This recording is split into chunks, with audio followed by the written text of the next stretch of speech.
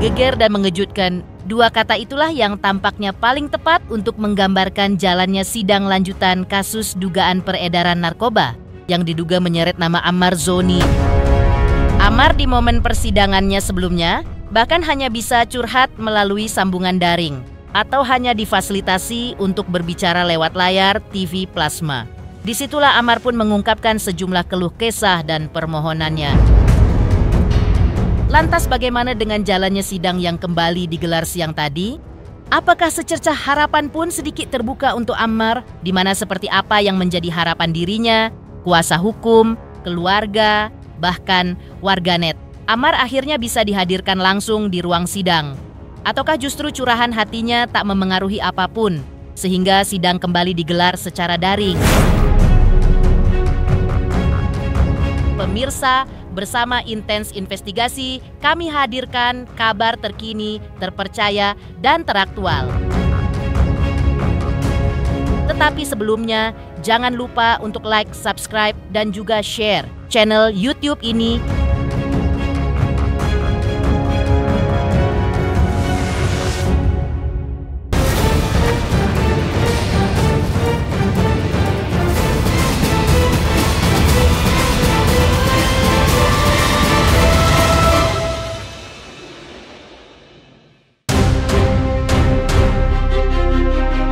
Seperti telah disinggung sebelumnya, atau menelisik kembali jalannya sidang yang diduga menyeret nama Ammar Zoni.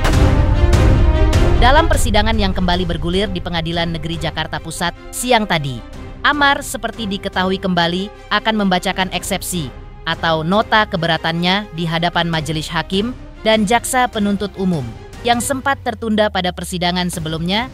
Tetapi yang menjadi pertanyaan saat ini, apakah Ammar Zoni akhirnya dihadirkan langsung di ruang persidangan? Namun faktanya sidang kembali digelar secara daring. Ammar tetap muncul melalui layar televisi plasma. Melalui sambungan virtual itu, Ammar akhirnya bisa menyampaikan eksepsi atau nota keberatannya. Lantas dari secercah harapan yang kini datang menghampiri Ammar, seperti inilah jalannya persidangan Ammar Zoni siang tadi. Menyatakan hasil berita acara pemeriksaan oleh penyidik dari Polsek Cempaka Putih terhadap terdakwa Muhammad Ammar Akbar cacat hukum dan BAP tersebut batal demi hukum dan atau setidak-tidaknya tidak sah.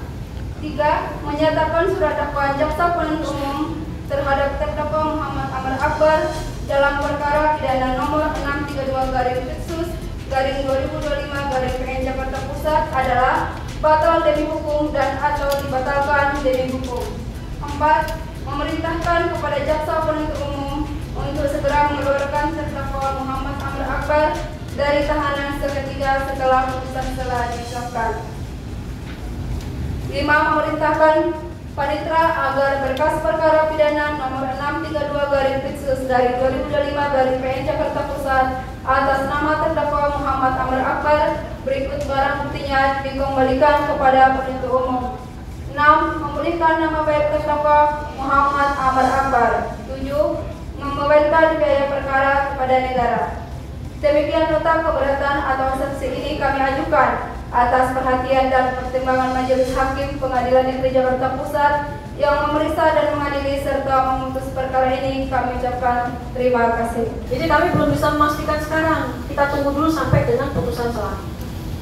Kalau untuk pembuktian memang lebih enak kalau kita mendengar dan melihat secara langsung majelis ini.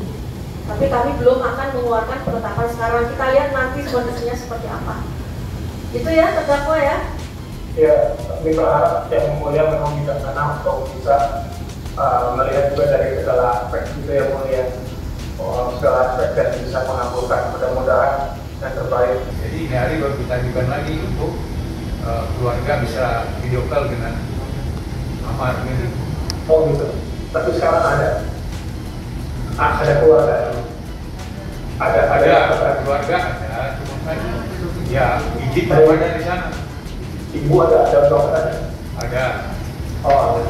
Gini aja. Kalau seperti itu, kalau 5 menit ya silakan lah, kami tunggu di sini 5 menit persidangan ini. Udah silakan ya, 5 menit ya.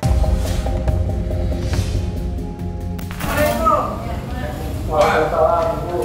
Ya, Ammar. Saya keluar dulu kasih.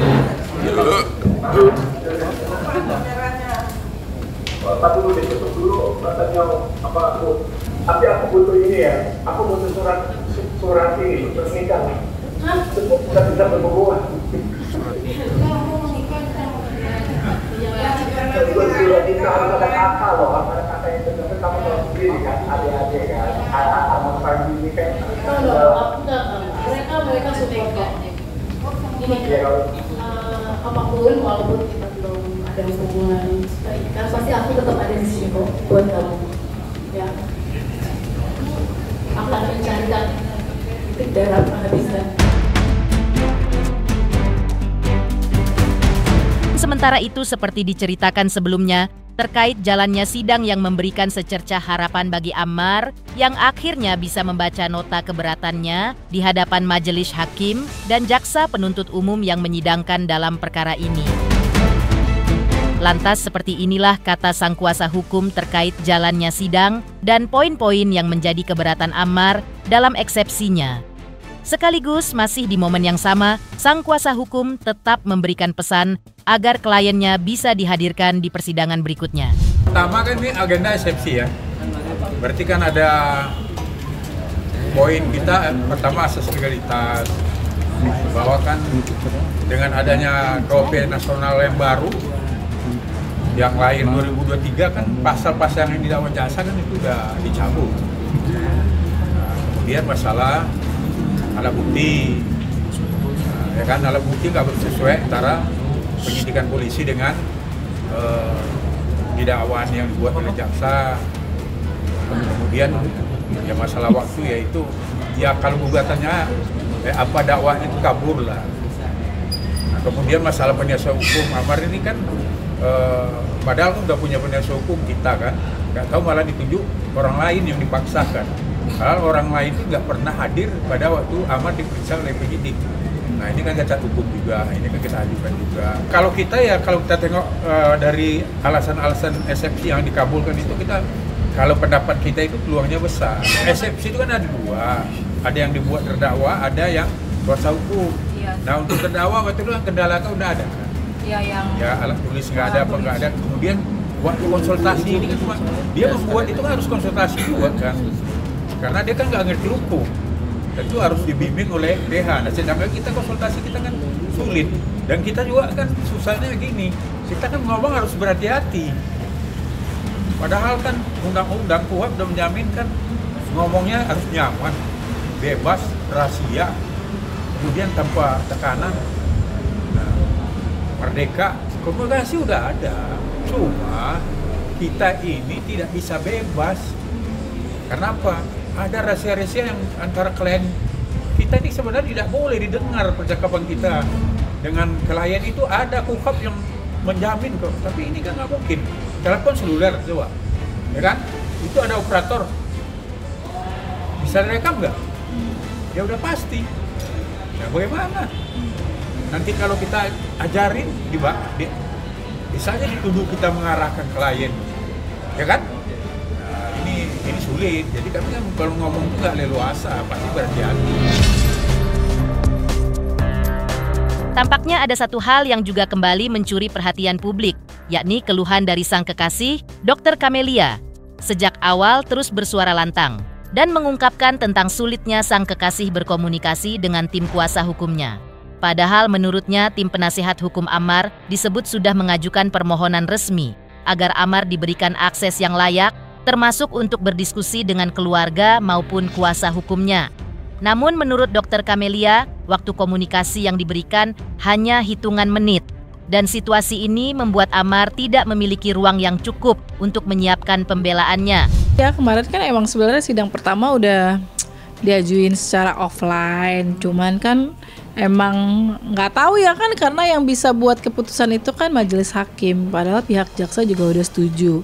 Kemudian untuk sidang kedua selama jarak 2 minggu PH dikasih waktu cuma 1 hari, telepon itu pun cuma 30 menit, 3 menit apa sampai 30 menit gitu. Jadi makanya kemarin sidangnya ditunda lagi gitu. Harusnya eksepsi jadi nggak bisa eksepsi, bagaimana mau dia pembelaan, sedangkan komunikasi sama PH-nya aja nggak lancar gitu. Terus sama nggak disediain kertas, nggak disediain pulpen, nggak ada, cuma sama PH doang sekali seminggu sebelum sidang, itu hari Jumat, cuma 30 menit.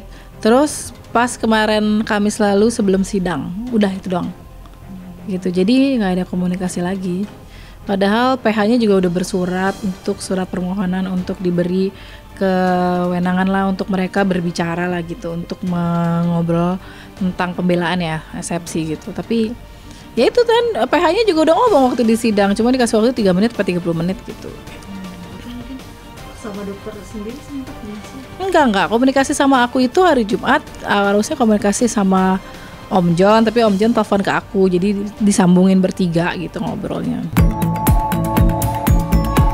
Selain itu, Dr. Camelia juga mengungkap sisi lain yang membuat publik semakin terenyuh. Ia menyebut bahwa Amar sempat bercerita soal kondisi fisiknya yang makin terasa amat melemah. Mulai dari kaki yang disebut kebas, hingga informasi bahwa tangan Amar kesulitan untuk tidur selama berada di dalam lapas Nusa Kambangan. Bukan hanya itu, Amar disebut sering mengungkapkan kesedihannya, mulai dari rasa bingung, takut, hingga tekanan batin yang ia rasakan selama menjalani penahanan. Dan sebagai orang terdekat, Camelia mengaku selalu berusaha menguatkan Amar agar tetap tegar dan bertahan di tengah situasinya.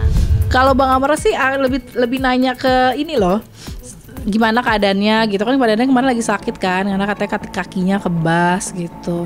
Cuman ya udah, cuman lebih ke nanyain bagaimana keadaannya dia juga nanyain keadaan aku gimana gitu. Oh ya mungkin iya itu, karena kan mungkin Bang Amar badannya kan besar, tinggi, jadi mungkin itu kali yang membuat kakinya jadi kebas. Buru-buru banget, asli ini udah nggak bisa lama-lama nih aku telepon ini, dari tadi udah tegur terus gitu.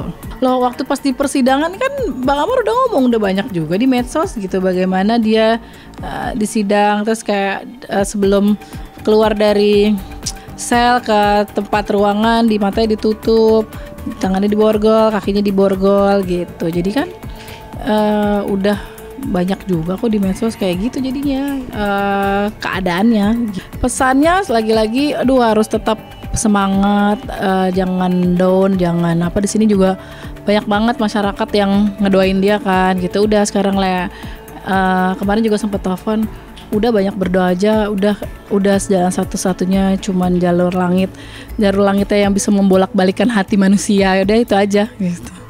Iya kata dia gitu, pokoknya harus tetap semangat. Kalau Bu Titi sih mengkhawatirkannya tentang mental sama psikisnya dia gitu. Kalau aku lebih ke menguatkan aja, bagaimana misalnya ya pokoknya lo harus kuat gitu, lo harus pasti ini semua selesai kok, pada akhirnya ini selesai gitu.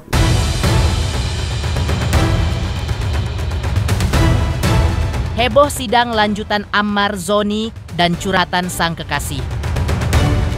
Sebelumnya kuasa hukum Ammarnya pun menjelaskan usahanya agar kliennya Zoni bisa dihadirkan secara offline. Seperti apa usaha yang dilakukannya saat itu?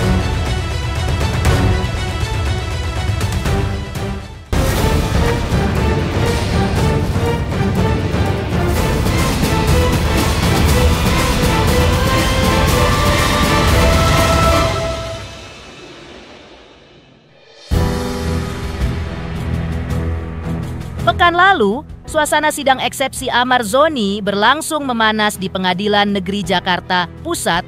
Belum dihadirkannya Ammar Zoni secara langsung di ruang sidang menjadi pemicunya. Tak ayal terjadi perdebatan sengit antara kuasa hukum Ammar Zoni dengan majelis hakim. Pasalnya, para terdakwa disebut tak mendapatkan kesempatan menuliskan poin-poin eksepsi sama sekali selama berada di dalam lapas Nusa Kambangan. Akibatnya, sidang eksepsi pun ditunda. Lantas seperti inilah debat panas antara majelis hakim dan kuasa hukum Ammar Zoni, serta permohonan Ammar Zoni kepada majelis hakim dalam sidang eksepsi kemarin. Ini butuh waktu lagi. Yang jelas kemudian sebenarnya sejujurnya yang kami harapkan adalah mudah-mudahan bisa memberikan ketetapan untuk selama di persidangan ini. Selama di persidangan ini, kami punya akses untuk bisa komunikasi baik kepada pengacara pertama, kedua juga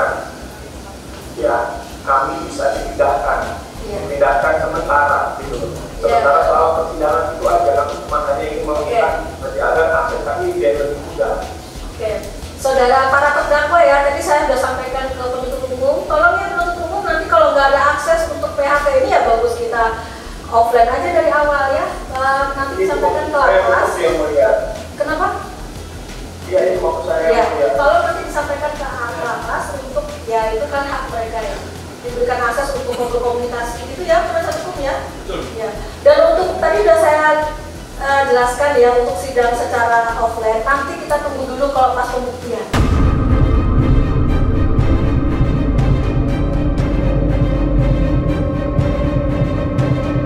Jadi ini mau kapan? Jadi kalau yang kesempatan yang saya berikan waktu yang akan datang saudara para terdakwa tidak juga siang ini ya kita lompatin biar cepat persidangannya biar cepat. Gimana? Jadi butuh berapa lama para terdakwa untuk menyusun eksepsi? Kalau Satu minggu gimana? Satu minggu. Gimana Pak? Baik, terima kasih. Coba silakan berkoordinasi dengan penasihat hukumnya ya, kami tidak mau membatasi hak juga sebetulnya. maksud saya kalau memang seperti itu apa kita lanjutkan aja nggak apa-apa. Iya. Ini ya saudara, silahkan mau lanjut silahkan, mau ada eksepsi silahkan, itu hak masing-masing kami berikan, jangan kami salah nanti. Silahkan dikomunikasikan dengan penasihat hukumnya. Itu ada penasihat hukumnya Ya. di mana? Ya, kalau menurut kami yang melihat ini, supaya ini kan dalam situasi ya kondisi psikis dari mereka ini, kalau bagus saya di pendapat saya ya mungkin ditunda aja 1 minggu ke persidangan dan tidak ada unek-unek lagi. Jadi kita ya sesuaikan jadwal. Jadi kan nanti ada lagi perubahan-perubahan, nah ini kan kita kan harus kerja target dan cepat juga ke kepastian hukum. Jadi gini aja lah, kalau saudara terdakwa 6, kita minta sudah 1 minggu, biar ada yang tidak ada, yang penting PH udah siap, itu aja.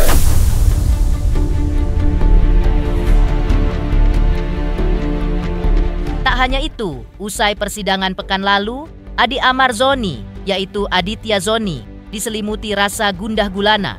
Ia mengaku sedih dan hatinya bak teriris sembilu ketika mengetahui bagaimana sang kakak Amar Zoni diperlakukan di dalam lapas Nusa Kambangan.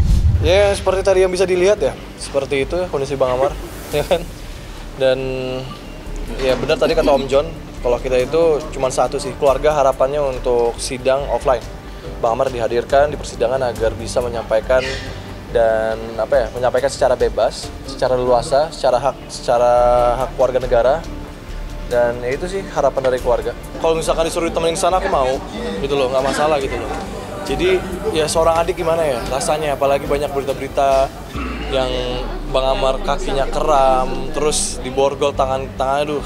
Ya perasaan seorang adik seperti apalah ya, kayak gitulah gitu. Mau minum aja ditutup matanya. Mau minum aja mau ditutup matanya gitu kan. Itu jadi kan. emang harus ya seorang adik pasti kalau misalkan nanya perasaannya gimana sakit banget. Tapi sejauh ini sudah ada komunikasi dari abang ke abang ini? Siapa? Saya? Oh nggak ada. Saya belum. Saya tuh waktu itu cuman disuruh di sini ya kayak. Disuruh surat-surat gitu ya. Kalau mau berhubungan keluarganya itu ada syarat-syaratnya gitulah, suruh bikin surat menyurat gitu. Menyurat, terus permohonan, nanti video call. Nanti video call jatahnya sebulan sekali, itu pun harus bermohon dulu gitu. Ya, jadi betul. selama ini berkomunikasi dengan Om John aja gitu. Iya, cuman pengacara doang ya. Iya. Benar gak sih mungkin katanya Amar itu geraknya terbatas? Oh iya, kemarin yang dengar kata Om John itu kan, Om John bilangnya mungkin karena selnya kecil, jadinya sebenarnya tadi mau didengerin semuanya kan, mau diputar semua, cuman sama hakim nggak boleh kan. Itu sama Om John baru sedikit dikeluarkan, belum semuanya dikeluarkan bagaimana keadaan Bang Amar di sana, karena tadi sama hakim nggak boleh juga kan. Jadi coba nanti tanya Om John aja rekamannya seluruhnya gimana gitu. Benar gak sih cuma 1 jam disuruh bisa mengurus Ya, bebas? betul. Aja, Iya betul. Iya, 1 jam sehari.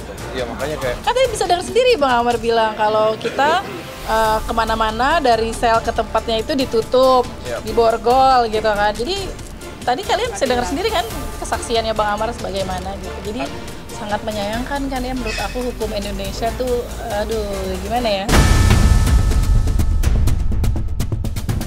Setali 3 uang dengan Aditya Zoni, ibu angkat Amar Zoni juga sempat mengungkap kesedihannya. Ia menjelaskan betapa sulitnya berkomunikasi dengan Amar di Lapas Nusa Kambangan. Selama Amar berada di sana, komunikasi baru terjadi 1 kali saja dan hanya berlangsung 3 menit dengan pengawasan yang sangat ketat. Memang dari keluarga belum pernah ada bisa komunikasi selama Amar ada di Nusa Kambangan, baik dengan saya, dengan Adit gitu ya. Tapi waktu itu 1 kali hanya 3 menit. 3 menit itu pun kan juga diawasin di sana dan dengan Pak John. Kemudian tadi pagi. Nah tadi pagi itulah yang pertama saya bisa komunikasi. Dan itu juga terbatas kan kalau melalui komunikasi seluler itu kan tidak bisa yang seperti kalau kita hadapan. Maka pada saat sidang pertama itu sudah diinginkan, diharapkan dari pihak kami keluarga itu adalah secara offline sehingga Amar sendiri untuk memberikan eksepsinya, untuk memberikan apa yang didakwa kemarin sudah dibacakan pada sidang pertama itu sudah bisa disampaikan secara langsung gitu. Jadi ya kalau asas kerahasiaan dengan komunikasi antara pengacara dengan klien itu kan ada asas kerahasiaan yang harus dipegang. Itu kan nggak bisa semua harus tahu kan gitu. Nah ini yang menjadi kendala.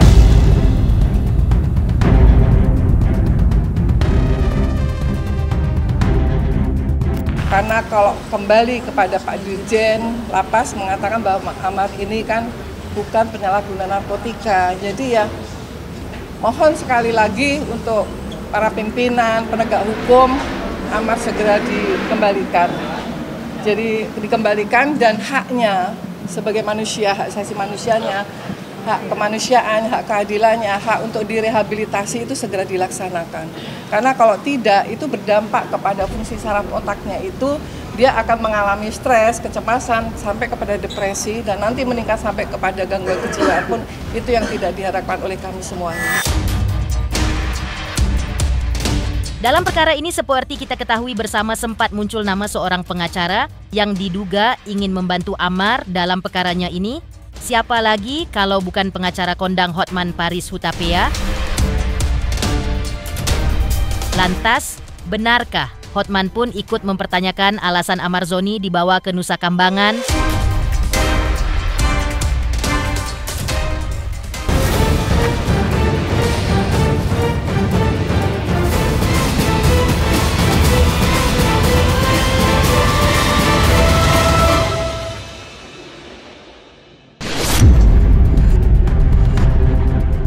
Di tengah terungkapnya kondisi Amar Zoni di Nusa Kambangan yang konon memprihatinkan, Amar Zoni juga masih terus memperjuangkan dirinya agar bisa hadir langsung dalam persidangan atas dirinya yang digelar di Pengadilan Negeri Jakarta Pusat. Terkait perjuangan Amar Zoni tersebut, advokat senior Hotman Paris Hutapea pun turut menanggapinya. Hotman Paris tak hanya menanggapi fakta bahwa Amar Zoni tiba-tiba saja dipindahkan ke lapas dengan tingkat keamanan super maksimum di Nusa Kambangan karena diduga terlibat kasus peredaran narkoba di dalam lapas. Tapi Hotman Paris juga mempertanyakan proses pemindahan Amar Zoni ke Nusa Kambangan karena Hotman Paris mempertanyakan seberapa bahayanya Amar sehingga dipindahkan ke penjara Nusa Kambangan yang dikenal menyeramkan itu. Hotman Paris juga menyoroti posisi Amar di Nusa Kambangan yang kabarnya dibatasi kebebasannya dalam membela diri. Karena itu, Hotman Paris pun mendukung langkah Amar Zoni yang berupaya hadir secara langsung di sidang berikutnya. Hakim berwenang untuk menentukan cara persidangan apakah melalui Zoom atau langsung hadir di tempat. Itu hakim, itu kewenangan hakim. Yang saya tidak mengerti di mana tentu ada hakim membuat itu kan tentu ada pertimbangan, ada alasan.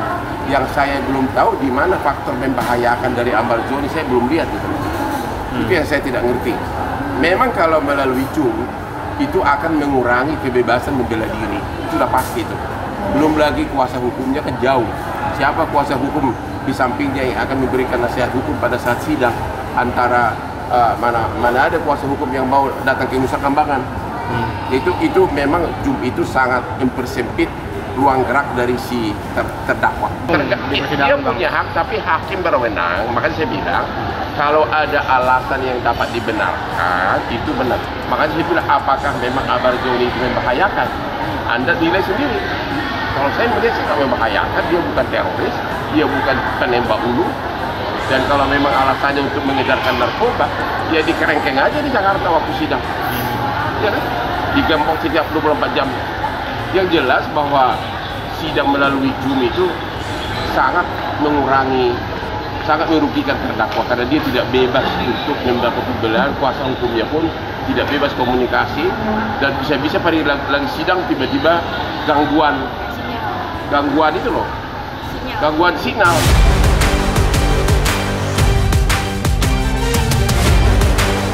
Pemirsa Intens Investigasi, jangan lupa saksikan terus Intens Investigasi. Dan pastikan jangan lupa untuk like, subscribe, dan juga komen. Terima kasih juga atas kesetiaan pemirsa, atas pencapaian jumlah subscriber yang kini menuju 4 juta subscriber channel Intens Investigasi.